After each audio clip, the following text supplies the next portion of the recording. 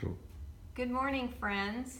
Hey, I wanted to record a little video for you because of you. I have hit a milestone with Stampin' Up, and I'm extremely grateful. If it wasn't for you guys, I wouldn't have this business in the first place, and I wouldn't have all the fun that I have. I'm getting a little emotional here because it's just been a long time of great fun, great friends, and great customers. So I wanted to make a thank you card for you to see, and I'm going to use a celebration set called So Very Much. And also thank you to Ken, he's recording this for me. You can find this set in the celebration catalog, and it's very popular. A lot of my customers are ordering that as their free item. Okay, so we're going to start. I'm going to use our Whisper White cardstock. And everything here is basic, but in case I have a new viewer, I'm going to give the details. This is 5.5. The cardstock is 8.5 by 11. I've cut it at 5.5. And if I was going to make 2 cards, I'd be ready to make that right now with this. But I'm going to make 1 card, and then with this one, I'm going to make a layer piece. But I'm going to teach you something a little different right now, because I like to teach my customers that have been coming to me for years and years and years something new. I pride myself in that because they take the time to come here, spend time with me, learn this craft, so I want to teach them something a little new. I use my bone folder to make my nice seam there, and then I wing it back to get a beautiful now fold in the middle of my card. My customers know that part already, but here's the new thing. What I'm going to do is I'm going to put my card back in to the paper trimmer and cut it folded. I'm going to cut it to the layer size, which is 5.25, and then I'm going to cut the fold off at 4. So this will allow me to have 2 layer pieces, one for the inside of my card, one for the outside of my card. But what the other thing it's giving me is this folded piece here, which was the fold of that card, and that's what I'm going to be using. Now, I've taught you, my customers, and some people that have been following and subscribing to my blog, that I use the multi-purpose glue a lot. I love this stuff, and how I use it, I try to make things a little easier on everybody, is I add glue where I want it in advance of actually using it. So I'm putting it at the top and on the inside bottom of this little fold piece, and then I'm going to set it aside there and let it get tacky, because when you put paper on paper that has glue on it, it tends to slide around, but if you give it a few minutes to get tacky, then it's easier to use. This piece was when I cut it off here, and I'm sure I can find ways to use that later, but today we're just going to use this piece. Okay, I'm also going to use this lace trim and the mini striped ribbon. You can find those in the large catalog, the annual catalog. I'm going to use the Elegant Dots folder. I'm using a lot of my favorite things on this card. This is the folder that I use 99% of the time, I would say. Well, not that much, probably 75% of the time. I just love it. It makes everything complete. I'm going to use this little punch here. I didn't look up the name of that one, but it's in the annual catalog also. And then I'm going to emboss. So let's start with that. I'm going to, like I told you, use this thank you set. It's called So Very Much. And the color that I've chosen to use is soft suede. Now, when you have a large stamp like this, you're just going to open up your stamp pad and place the ink on the stamp this way. That way you can see that you have completely covered the image, and you can also see that you didn't, or if you did, get ink on the edges. You can wipe that off so you don't cause any what we call halos. I'm taking my embossing buddy, I'm running it across my paper. What that does is it takes any static that might be on my paper completely away, lining my paper up on my grid. And then I'm going to place my stamp down. Did you know that you can stamp, or I'm sorry, you can emboss with any ink, whether all the classic inks allow you to emboss as long as you stamp and put the powder on right away. If you wait, the ink will dry and it won't emboss. So that's the only thing. You have to stamp and put the powder on right away. The other thing I like to do when I emboss is I like to hold down my paper with my bone folder, and I like to heat up my heating tool a little bit before I actually go to emboss, just so I know it's hot.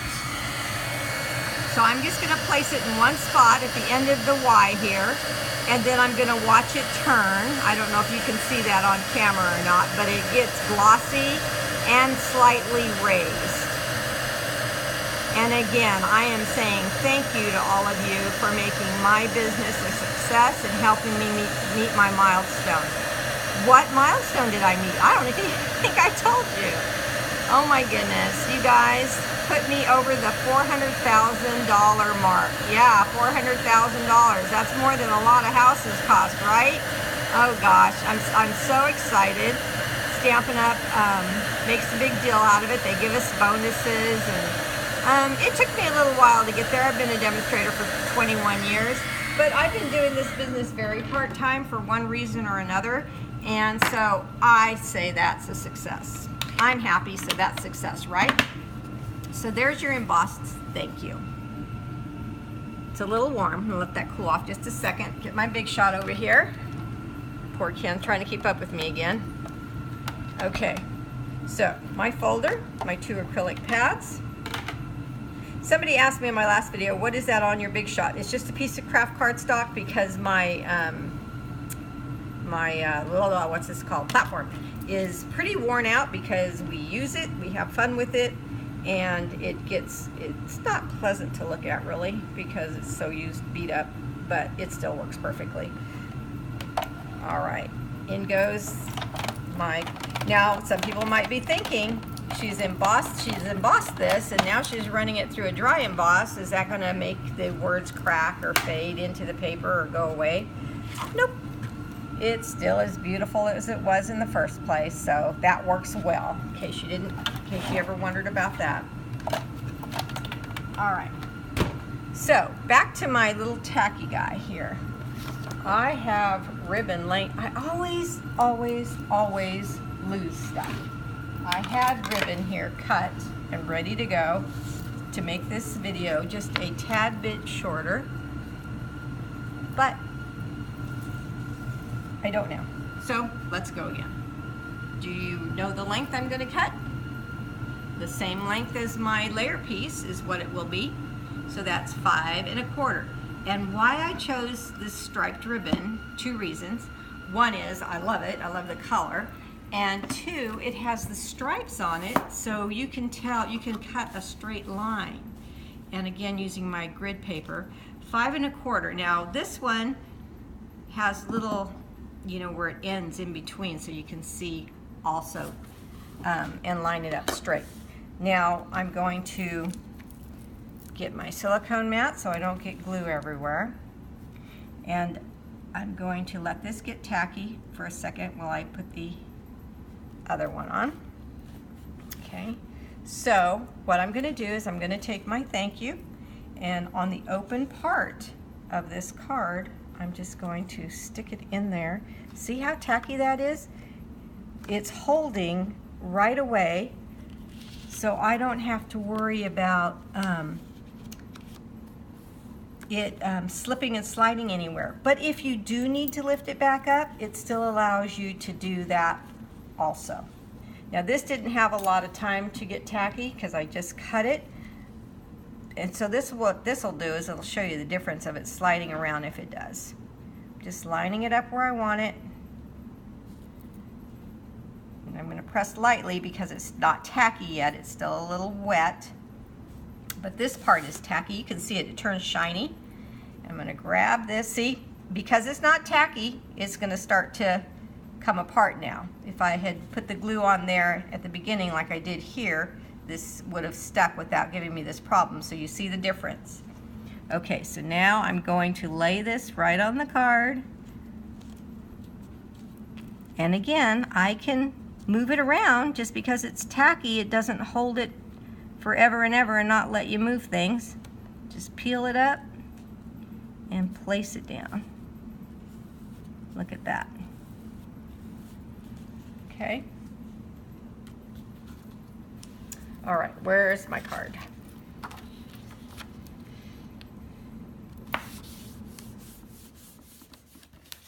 I'm now going to flip this over, and I'm going to go to my dimensionals. You don't have to follow me there, Ken. One on each corner. I've taught you guys to put your nail into the dimensionals, watch the paper pop up, and peel. Much, much easier. And this also makes sure that holds down, but with that glue, it would hold down anyway. And layer this onto your card. Now, isn't this a simple yet beautiful card? Okay, one other thing. I said I was going to use this punch, and I am. I'm going to take my paper piercing mat, some scrap paper that I keep right next to my desk at all times, and I'm just going to go in here and punch that little flower, that one right there, 3 times. Instead of wasting some good cardstock, I just keep my scraps right next to me and grab them when I need them. All right, I'm going to get my paper piercing tool. No, this isn't my paper piercing tool. This is my stylus. And stick that down, one on top of the other.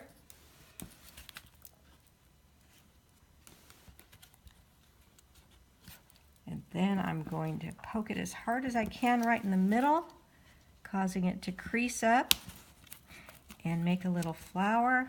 I know my finger's in the way, but you'll see it when I get all done. The more you crinkle it up, the cuter it gets. I know it looks like you're destroying it at first, but it becomes a very delicate little flower in a minute.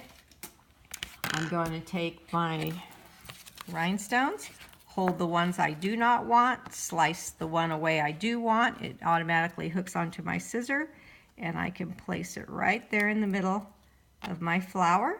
And then I can take the tips of my snips and pull that flower up and down so you can see all the little petals. Grab one more mini glue dot, stick it right at the end of the Y, or I'm sorry, the U, and place it down. Okay, Ken, let's back up and show them this card. Look at that, ladies. So it's a little awning made with that little slit that I cut off when I cut off the fold. Let me know what you think both of the video, of the design, and again, the most important thing, ladies, is that you helped me meet my goals. Thank you so much.